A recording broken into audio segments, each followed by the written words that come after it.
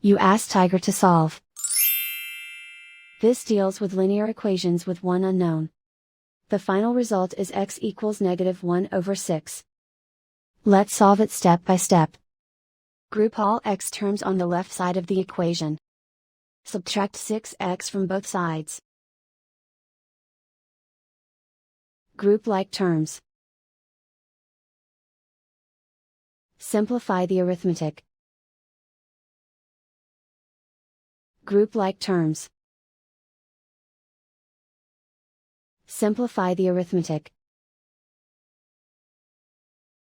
Group all constants on the right side of the equation. Add 8 to both sides. Simplify the arithmetic.